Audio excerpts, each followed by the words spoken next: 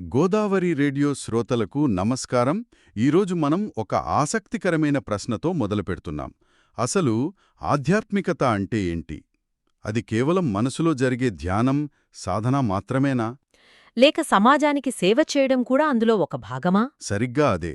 పిఠాపురంలో శ్రీ విశ్వవిజ్ఞాన విద్యా ఆధ్యాత్మిక పీఠంలో జరిగిన 98వ వార్షిక జ్ఞాన మహాసభల గురించి మనకు అందిన సమాచారం ఈ రెండింటి మధ్య ఉన్న సంబంధాన్ని చాలా చక్కగా చూపిస్తోంది. దీని గురించి కొంచెం లోతుగా చర్చిద్దాం. అవును. ఈ మొత్తం కార్యక్రమానికి కేంద్రబిందువు పీఠాధిపతి డాక్టర్ ఉమర్ ఆలీషా ప్రసంగమని చెప్పొచ్చు. ఆయన చెప్పిన ఒక ముఖ్యమైన మాట ఏంటంటే, గురువు ద్వారా ఆధ్యాత్మిక తత్వాన్ని మనం గ్రహించినప్పుడే మనలో జ్ఞానక్షేత్రం తెరుచుకుంటుంది అన్నారు. జ్ఞానక్షేత్రం అంటే ఒక రకమైన అంతర్గత అవగాహన అన్నమాట. అవును. మనసులో ఒక కొత్త స్పష్టత రావడం లాంటిది. నాకు ఇందులో బాగా ఆసక్తి కలిగించిన విషయం ఇంకొకటుంది. ఆయన మానసిక స్థిరత్వం కోసం త్రయీ సాధన అనే ఒక మార్గాన్ని చెప్పారట. ఆహా, అవును. ఒక్క నిమిషం. త్రయీ సాధన అన్నారు కదా, అంటే అందులో మూడుంటాయా? వాటి గురించి ఏమైనా వివరించారా? ఆ పూర్తి వివరాలు మన దగ్గర లేవు కాని దాని సారాంశం గురించి చెప్పారు. ఉదాహరణకు ఆయన ఇచ్చిన ఒక సూత్రం చాలా శక్తివంతంగా ఉంది. ఏమిటది? ఉద్రేకమనే అగ్నిని సహనమనే నీటితో చల్లార్చాలి అని. అంటే ఈ త్రయీ సాధన అనేది మనసును అదుపులో ఉంచుకునే ఒక ప్రాక్టికల్ పద్ధతి అని మనం అర్థం చేసుకోవచ్చు. అద్భుతం! ఆ మాటల్లో ఎంత లోతైన అర్థం ఉందో కదా.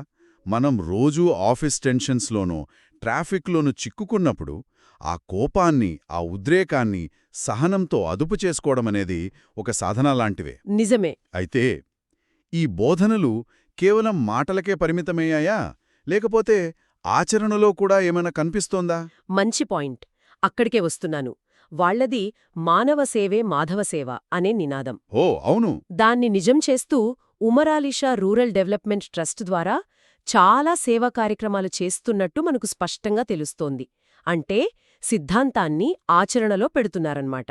ఎలాంటి సేవా కార్యక్రమాలు? ముఖ్యంగా పిల్లల కోసం పాలకేంద్రం, శిశు సంరక్షణ కేంద్రాలు. అంటే చాలా క్షేత్రస్థాయి అవసరాలపై దృష్టి పెట్టారు. అవును. అలాగే పేదల కోసం ప్రాథమిక వైద్య శిబిరాలు లాంటివి కూడా ఏర్పాటు చేశారు. పెద్ద పెద్ద ప్రాజెక్టుల కన్నా ఇలాంటివి ఎక్కువ ప్రభావం చూపుతాయి కదా. కరెక్ట్. అంతేకాదు, ఈ పీఠం మత సామరస్యాన్ని, మానవతా విలువలను కాపాడటానికి కూడా పనిచేస్తుందని మన దగ్గరున్న సమాచారం చెప్తోంది. సరే, అంటే వాళ్ల సిద్ధాంతాన్ని ఇలా సేవ రూపంలో ఆచరణలో పెడుతున్నారు. బాగుంది. మరి ఈ ఆచరణకు వెనుకున్న అసలైన తాత్విక పునాదులేంటి? పంచభూతాల లాంటి లోతైన విషయాల గురించి కూడా ఏమైనా చర్చించారా? ఖచ్చితంగా. ఇతర వక్తలు దాని గురించే మాట్లాడారు. పంచభూతాలైన గాలి, నీరు, నిప్పు, భూమి, ఆకాశం వీటి వెనుక ఉన్న తత్వాలను వివరించారు. దానికి కొనసాగింపుగా మరో ఆసక్తికరమైన విషయం చెప్పారు. మనిషి తనలోని జ్ఞాన నేత్రాన్ని, అంటే మన అంతర్గత దృష్టిని తెరుచుకుంటే 84 లక్షల జీవరాశులకు కారణమయ్యే కర్మల చక్రం నుండి బయటపడొచ్చని తెలిపారు. అమ్మో, అది చాలా పెద్ద కాన్సెప్ట్. అంటే మన ప్రతి చర్యకు ఒక పర్యవసానముంటుందని, ఆ సైకిల్ నుంచి బయటపడటమే అసలైన జ్ఞానం అని అంటున్నారన్నమాట. సరిగ్గా అదే. మొత్తానికి ఈ సభల్లో ఆధ్యాత్మికత, తత్వశాస్త్రం, సమాజసేవ అన్నీ ఒకేచోట కలిసినట్టున్నాయి.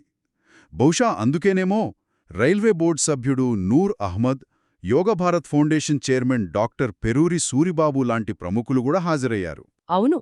వాళ్ల ఉనికి ఈ కార్యక్రమం యొక్క ప్రాముఖ్యతను తెలియజేస్తోంది. ఈ మొత్తం విశ్లేషణను చూస్తుంటే ఒక ప్రాథమికమైన ప్రశ్న మళ్లీ మన ముందుకొస్తుంది. ఏంటది? ఒక వ్యక్తి లోపల చేసే ఆధ్యాత్మిక సాధనకు, బయట సమాజానికి చేసే సేవకు మధ్య అసలు సంబంధమేమిటి? ఈ రెండూ ఒకదానికొకటి ఎలా బలాన్నిస్తాయి? నిజమే. స్వీయ పరివర్తన ద్వారానే సమాజ సేవ చేయాలనే ప్రేరణ కలుగుతుందా? లేక నిస్వార్థ సేవ చేస్తూ ఉంటేనే ఆత్మజ్ఞానం సిద్ధిస్తుందా? ఇది మనం ఆలోచించాల్సిన విషయమే.